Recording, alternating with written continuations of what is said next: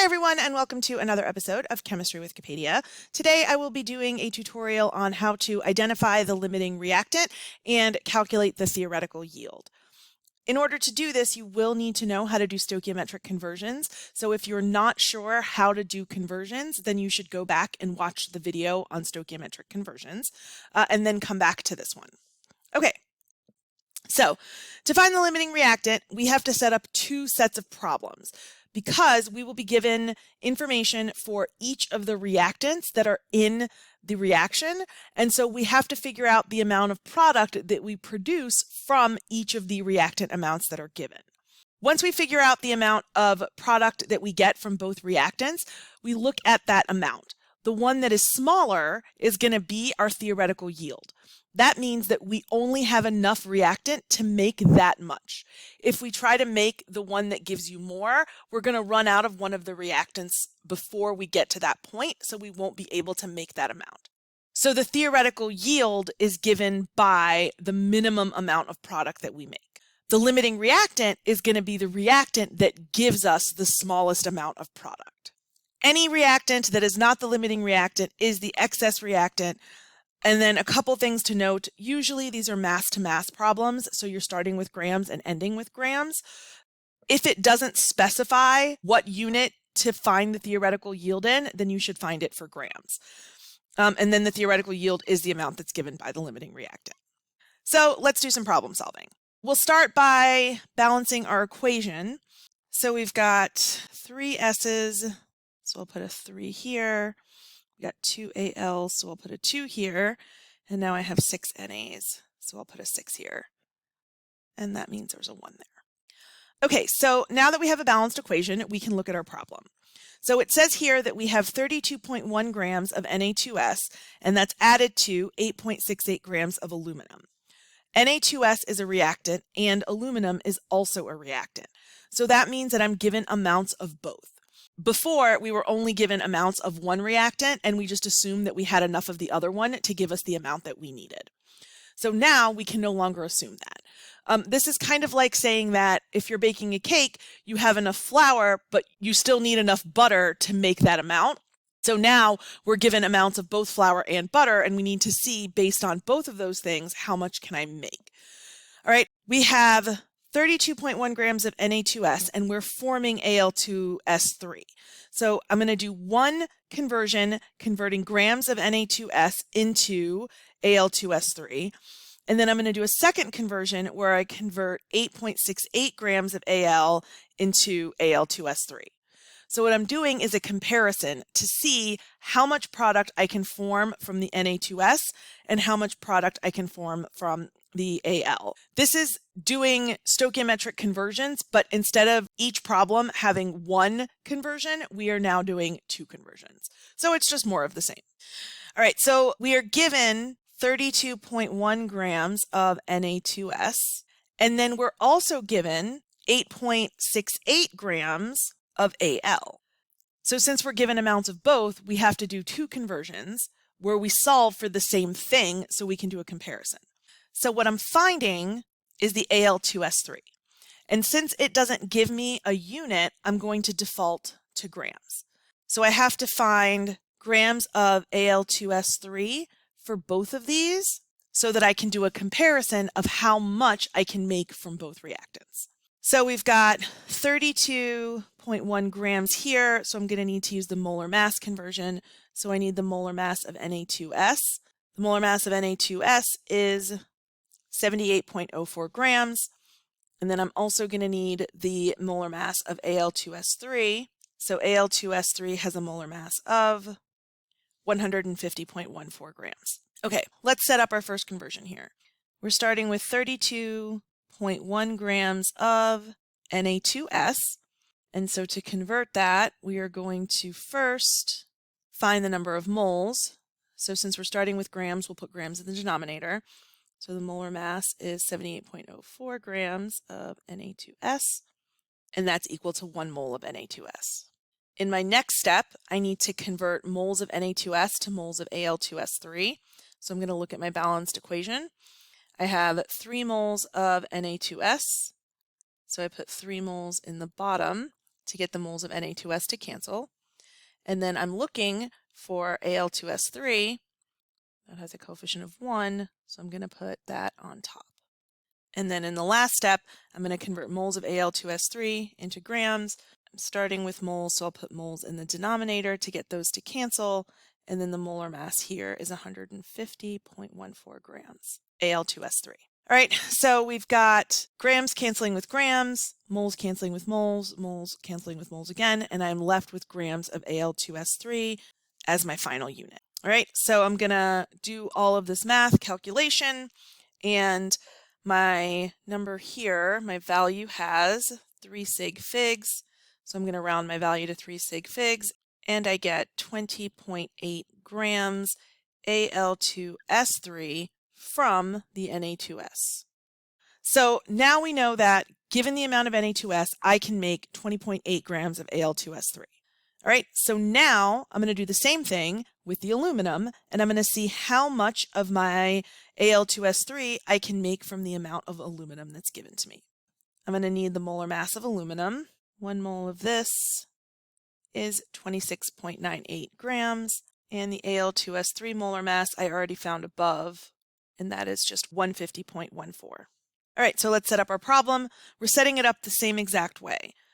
We're just using aluminum this time. So we're starting with 8.68 grams of aluminum, and I need the aluminum to be converted into moles, so I will divide by molar mass. 26.98 grams Al is 1 mole of Al. Now I use mole ratio to convert moles of Al to moles of Al2S3. So in my problem, the Al has a 2 next to it, so I do 2 moles of Al on the bottom to get moles of Al to cancel, and I'm converting to Al2S3, which is still 1 mole. Since we're finding the same thing in both problems, the second half of my problem is going to be the same for both of them because it has the same value, because it's the same substance. And then I'm converting 1 mole into grams, so I'm going to multiply by the molar mass of Al2S3. All right, so now we can see that grams cancel with grams, moles cancel with moles, moles cancel with moles again, and then we're left with grams of Al2S3 for my final answer. All right, so I come up here and I see that this has 3 significant figures as well. So my answer will have 3 significant figures. And when I do this math, I get 24.2 grams Al2S3, and this is from the aluminum. Okay, now I've got 2 values here. What I have figured out is that given the amount of Na2S that I'm starting with, I can make 20.8 grams of product. Given the amount of aluminum that I'm starting with, I can make 24.2 grams of product. 20.8 is the smaller value, so what this means is that once I've made 20.8 grams of product, I run out of Na2S. In order to make this additional product, I would need more of the Na2S than I have, so I can't make the 24.2 grams. So because I am limited by the amount of Na2S that I have, Na2S is going to be my limiting reactant. So the limiting reactant is always given by the smallest value. And if Na2S is the limiting reactant, then that means that Al is going to be my excess reactant. The limiting reactant and excess reactant are substances. If we're just finding those substances, then we don't need these actual values. These values, one of them is going to represent the theoretical yield. So the theoretical yield is given to us by the limiting reactant. The limiting reactant itself is not a value, it's not a number, but it's a substance. All right, so for the question that is asked in this problem, my answer is the limiting reactant is Na2S and the excess reactant is Al. So one thing to look at here is that even though we have more of the Na2S, we are still making less of the product. This is because grams are not a constant value. 1 mole of Na2S is not equal to the same mass as 1 mole of Al. They have different masses, so when we convert to moles, it's going to give us different mole values. The other thing is that our coefficients are different. For Na2S, I need 3 of these to make 1 of the product, but for aluminum, I only need 2 aluminums to make 1 product. So To get the value, I need less aluminum because of the coefficients, and then aluminum also has a smaller molar mass. So just because the values in the beginning are larger or smaller doesn't give us information about what the ending values are going to be. So we have to do the math. We can't just assume that whatever one I have a greater amount of to start with, that's going to give me the greater amount of product. I mean, sometimes it will, sometimes it won't. This is why we do the math. All right, so we found our limiting reactant and our excess reactant. So the next problem says, what is the theoretical yield if I have the 32.1 grams of Na2S and the 8.68 grams of aluminum? So we already did the heavy lifting over here when we found the limiting reactant and the excess reactant. So now I just pick which one of these values is the theoretical yield. It's very, very important to understand we do not add these values together ever. Under no circumstance do you ever add together the two yields that you get. You have to pick one, and we always pick the smallest one, because once we get to this value, I don't have any more of this reactant to make the rest of the product. So our theoretical yield is always the smallest amount of product that we make. So here we made 20.8 grams, so my yield is also going to be 20.8 grams of Al2S3. All right, so most of the time for these problems, it's going to ask you to find the theoretical yield, and then we can do that by finding the limiting reactant and the excess reactant, and we can do it all in one step. It doesn't have to be two problems. So if we look at this next example, it says, give the limiting reactant, excess reactant, and theoretical yield of Na when we have a certain amount of grams of Al reacted with a certain number of grams of Na2S. So anytime we're given values for multiple reactants, we have to find the limiting reactant to give us the theoretical yield. So again, I'm going to have two sets of conversions. So I start here with what I'm given. I am given 4.75 grams of aluminum. And in addition to that, I am also given 22.7 grams of Na2S. All right, so those are the two pieces of information that I'm given. And again, I'm going to solve for the same product because that's the only way I can do a comparison. So it's asking for the theoretical yield of Na. Since it doesn't give me a unit, we default to grams. So I'm looking for grams of Na, grams of Na. I have to have the same find for both problems because that's the only way we can compare. And so we're starting again with grams, so I'm going to need molar masses. 1 mole of aluminum is equal to 26.98 grams of aluminum. 1 mole of Na is equal to 22.99 grams of sodium. And then we can go ahead and do the bottom part as well. 1 mole of Na2S. We found this molar mass in the previous problem, and then the Na is the same. So let's solve. All right, we'll start with the top one. I mean, you can start wherever you want to, but we'll start here. 4.75 grams of aluminum. So I'm going to convert my aluminum from grams to moles by using molar mass. Grams on top means I put grams in the denominator, is 1 mole of aluminum. Then I'm going to convert from moles of aluminum to moles of sodium. So since moles of aluminum is on top, put moles on the bottom. And if I see here, there's 2Al. I'll put 2 moles Al on the bottom, and then I'm converting to Na. So I'll put 6 moles Na on top. Now I'm in moles of Na, so I can convert into mass using molar mass. Mole is on top, so 1 mole Na goes on the bottom. Molar mass of Na goes on top. So grams cancel with grams, moles cancel with moles cancel with moles again, and I'm left with grams of Na. If we look at our problem here, 4.75 is 3 sig figs. So if I do my math on this in the correct significant figures, I get 12.1 grams of Na from the aluminum. Now let's do the second one. Here we start with 22.7 grams Na2S. So we're going to convert that into moles using molar mass. Start with grams, so grams goes in the denominator, is equal to 1 mole Na2S.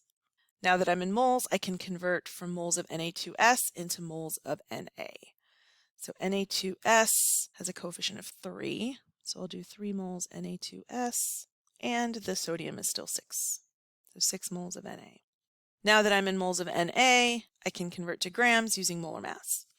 Moles Na on top, so 1 mole Na goes on the bottom, and that's equal to 22.99 grams of Na. Hooray and huzzah. And so here we can see that this is 3 significant figures for Na2S as well. In 3 significant figures, we get 13.4 grams of Na from Na2S. So now we compare. So we've got 12.1 grams and 13.4 grams. 12.1 is the smaller number, so that means that aluminum is my limiting reactant. So the limiting reactant is going to be Al, which means that Na2S has to be the excess reactant because I'm going to have Na2S left over. Once I've made 12.1 grams of Na, any additional Na2S that I could use to get to the 13.4, I can't use because I don't have enough aluminum. And then my theoretical yield is the value that's given to me by the smallest one. So 12.1 is smaller than 13.4. So my theoretical yield is 12.1 grams of Na. Limiting reactant is Al, excess reactant is Na2S. Again, I cannot stress this enough. Do not add these numbers together. Do not subtract them. These numbers, the only way that they are related is that they give you amounts of product. So we just use one of these values. Okay, let's do a couple more of these. So this says to identify the limiting reactant and give the theoretical yield of Cr2S3 when 14.2 grams of CrOH3 are reacted with 7.04 grams of H2S. All right, we have a new equation, so that means I'm going to need to balance this. So I've got 3 S's and 2 Crs, and that gives me a total of 6 O's, so I'll put a 6 here. I have 6 H's here, I have 6 H's here, I have 12 H's here, so that works. So I'll just put a 1 here. Okay, so I'm looking for the theoretical yield of Cr2S3, and I'm given grams of CrOH3, and I'm given grams of H2S. So what I need to do is find the limiting reactant by figuring out the theoretical yield of Cr2S3. So we're given 14.2 grams, not O2, 14.2 grams CrOH3, and I'm also given 7.04 grams of H2S. All right, so I have both of my givens, so I need to figure out what I'm finding. I'm finding theoretical yield of Cr2S3. Again, I have no unit, so I default to grams. All right, grams means I need molar mass. So I'm going to do this calculation. CrOH3 has a molar mass of 103.03. Cr2S3 has a molar mass of 200.18. And then we'll just do this bottom one as well. H2S has a molar mass of 34.08 grams, and Cr2S3 is the same as it was above. Okay, we'll start up top here. So I have 14.2 grams CrOH3. I will convert that into moles by dividing by the molar mass. That is equal to 1 mole CrOH3. Then I will use mole ratio. Start with moles, so I'm going to put moles on the bottom. And then I'm converting to Cr2S3, and I only have one of those. Now I'm in moles of Cr2S3, so I can convert moles into grams. So I put mole on the bottom, and 200.18 grams goes on top. All right, so grams cancel with grams, moles cancel with moles, moles cancel with moles, and I'm left with grams of Cr2S3. So 14.2 has 3 significant figures, so my answer here will be 13.8 grams of Cr2S3 from the CrOH3. All right, now we'll do the second one. I have 7.04 grams of H2S. Convert that into moles using molar mass on the bottom, and 1 mole H2S goes on top. Then I will convert from moles of H2S into moles of Cr2S3.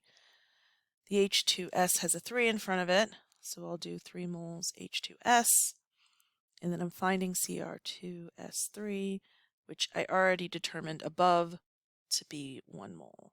And then lastly, I'm going to convert moles of Cr2S3 into grams. So I'll put moles in the denominator, and I will put grams in the numerator.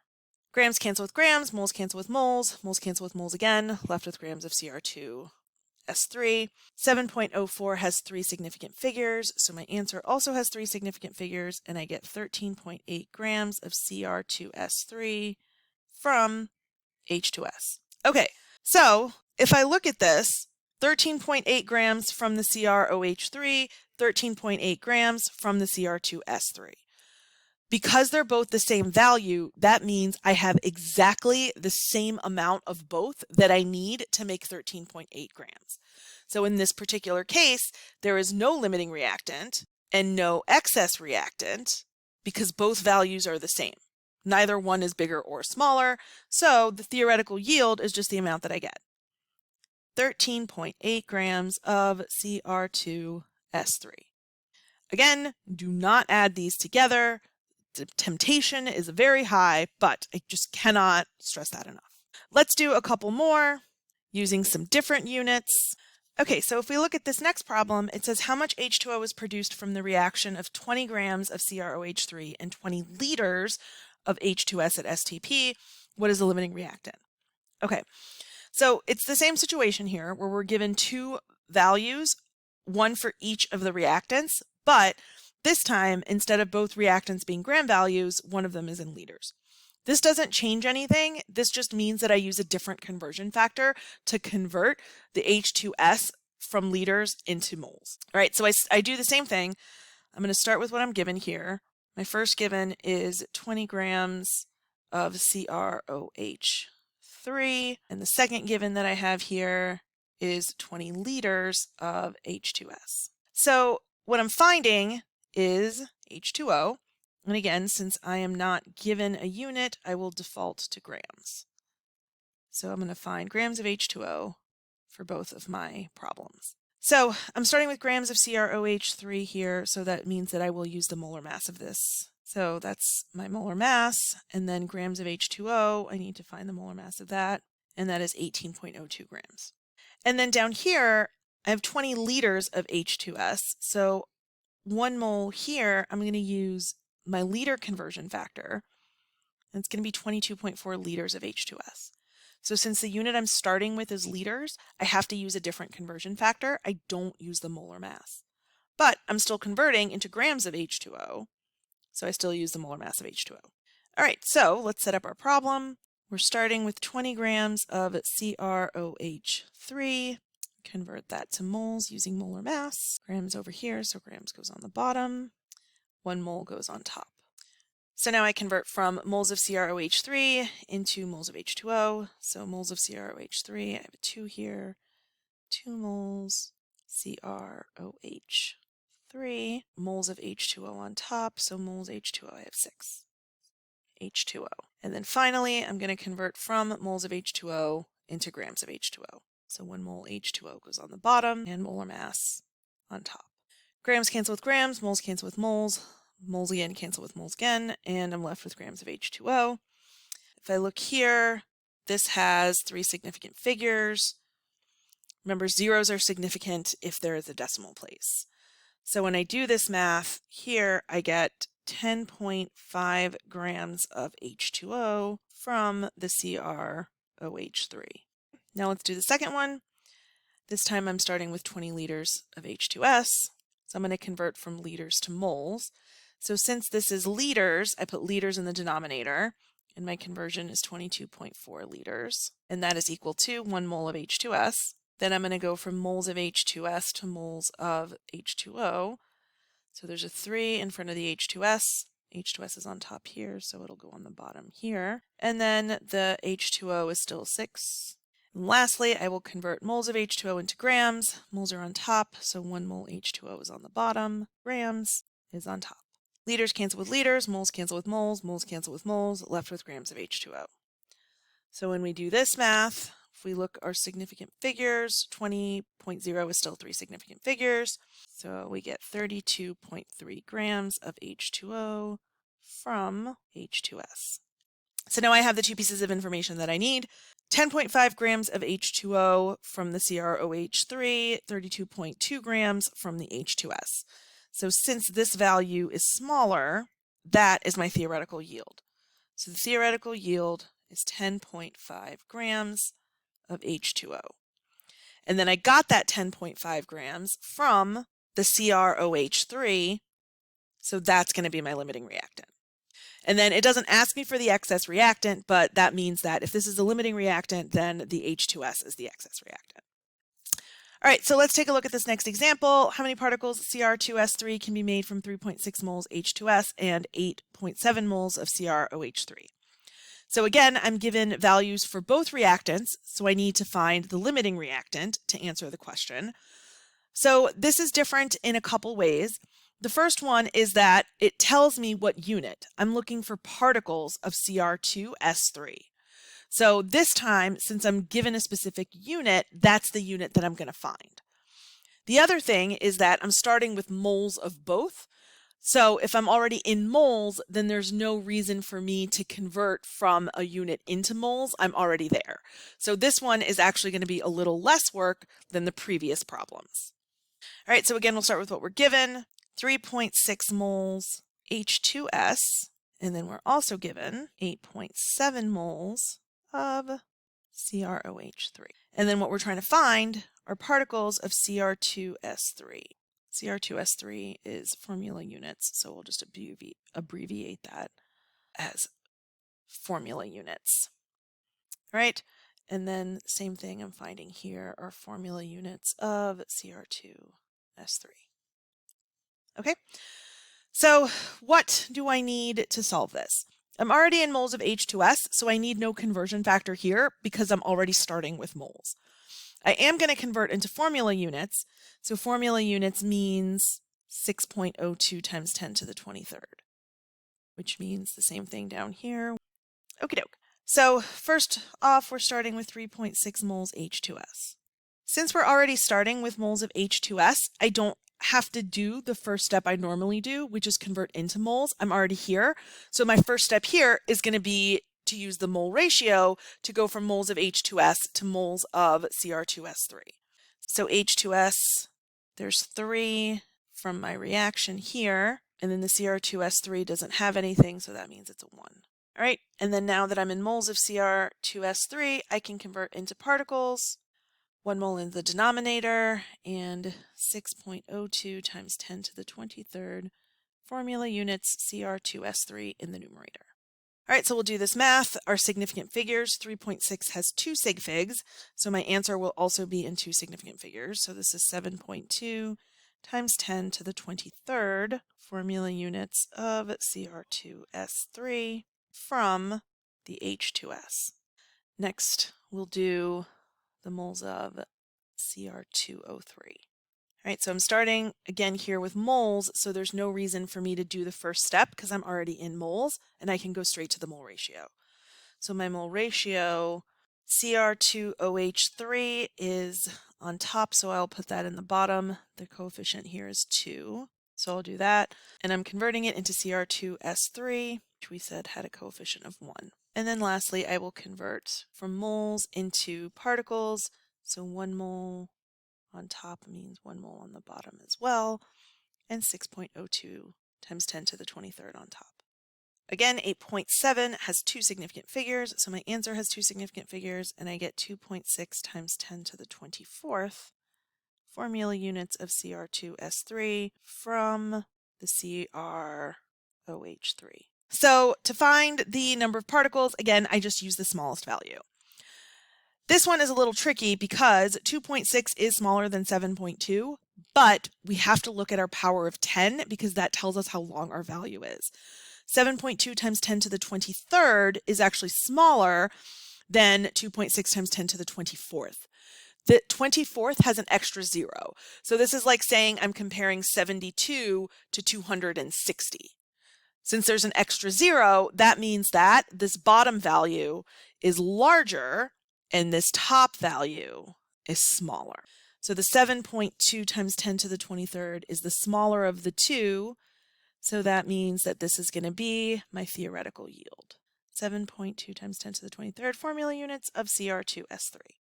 And the problem doesn't ask for the limiting or excess reactants, but the H2S would be the limiting reactant and the CrOH3 would be the excess reactant. Okay, so this is how we do limiting reactant. This has been another episode of Chemistry with Wikipedia Tutorial Edition. I hope you learned something, and until next time, keep on chemin'.